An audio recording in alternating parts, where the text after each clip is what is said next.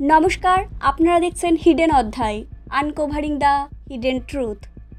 19,300 টাকা হয়তো আমাদের কারোর কাছে কিছুই না, কিন্তু এই টাকাই ছিল একজনের বাঁচার শেষ ভরসা, যার জন্য সে বোনের কবর খুঁড়ে তার বোনের মৃত কঙ্কালটিকে কাঁধে করে সোজা পৌঁছে গিয়েছিল গ্রামীণ ব্যাংকে, কারণ তার কাছে এটাই ছিল 19,300 টাকা পাওয়ার শেষ প্রমাণ। আসুন আজ আমরা শুনে নিই উড়িষ্যার সেই গা শিউড়ে ওঠা নির্মম বাস্তব কাহিনী। জিতু মুন্ডা উড়িষ্যার কেওনঝর জেলার দিয়ানাল গ্রামের এক অতি সাধারণ আদিবাসী ব্যক্তি। নুন আনতে পান্তা ফুরায় এমনই আর্থিক অবস্থা। জিতু মুন্ডার বোন এদিকে মৃত্যুর সাথে পাঞ্জা লড়ছে। ঘরে ওষুধ নেই, উনুনের ধোঁয়াও দুদিন ধরে ওঠেনি। মৃত্যুর ঠিক আগে সে দাদাকে বলে, আমার ব্যাংকে 19,300 টাকা আছে, টাকাটা তুলে নিস। আর সেই রাতেই সে শেষ নিঃশ্বাস ত্যাগ করে।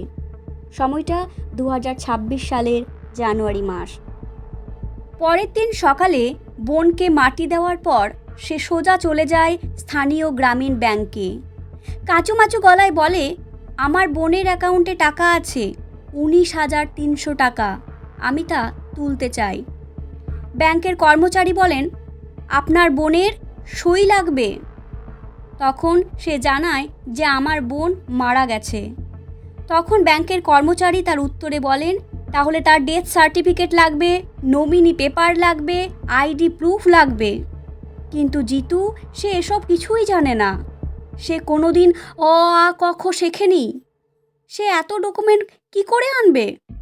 সে শুধু এটুকুই জানে 19,300 টাকা আছে, আর সে সেটা কোনো মতেই পাচ্ছে না। এদিকে দেনার দায় আছে বাজারে। তারা দরজায় এসে প্রতিদিন কড়া নাড়ে, টাকা কবে দিবি? এদিকে ঘরে খাবার নেই, মা কাঁদছে, বাচ্চারা না খেয়ে কাঁদতে কাঁদতে ঘুমিয়ে পড়ছে। জিতু রাতে একা বসে থাকে। সে আবার ব্যাংকে যায়, কিন্তু আবার খালি হাতে ফেরত আসে। জিতু ভাবে যে তার ব্যাংকে টাকা আছে, তবু তারা খেতে পাচ্ছে না। ঋণদাতারা হুমকি দিয়ে যাচ্ছে, কিন্তু টাকা পেতে হলে প্রমাণ চাই। কি করে দেখাবো প্রমাণ? কি করে আনবো আইডি প্রুফ, ডেথ সার্টিফিকেট, আরও ডকুমেন্টস? এসব ভাবতে ভাবতে তার মাথায় এক অদ্ভুত বুদ্ধির উদয় হলো। মধ্যরাত তখন। জিতু কবরস্থানে কোদাল দিয়ে মাটি তুলতে শুরু করলো, আর তারপর তার বোনের কঙ্কাল সে বের করলো। সকাল হতেই সে তার বোনের কঙ্কালটি নিয়ে বস্তায় ভরে 3 কিলোমিটার হেঁটে হাজির হলো স্থানীয় গ্রামীণ ব্যাংকের সামনে।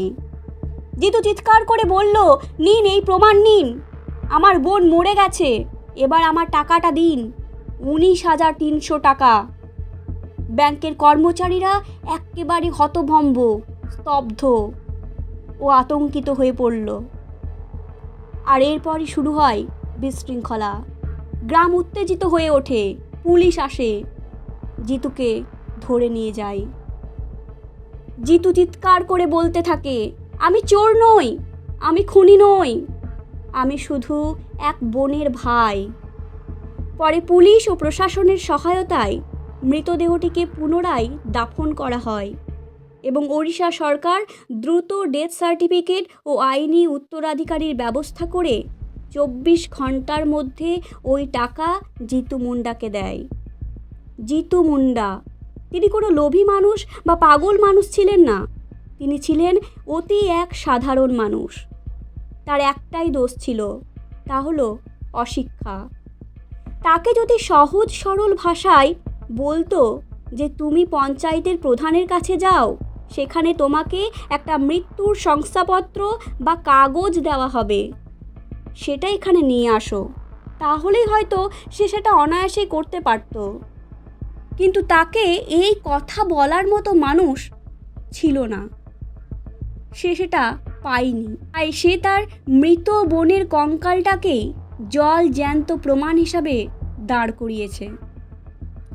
কখনো কখনো পরিস্থিতিই মানুষকে অপরাধী বানিয়ে দেয়, আর হাজারখানিক নিয়মকানুন, প্রশাসনিক জটিলতা, অশিক্ষার অন্ধকার, অজ্ঞানতা, সাধারণ মানুষকে সহজ মাতৃভাষায় বোঝাতে না পারার অক্ষমতারাই হয়তো জিতু মুন্ডার জন্ম দেয়। প্রত্যেকে ভালো থাকবেন, সুস্থ থাকবেন, আর ভিডিওটি ভালো লাগলে আমাদের চ্যানেলের সাথে যুক্ত থাকবেন।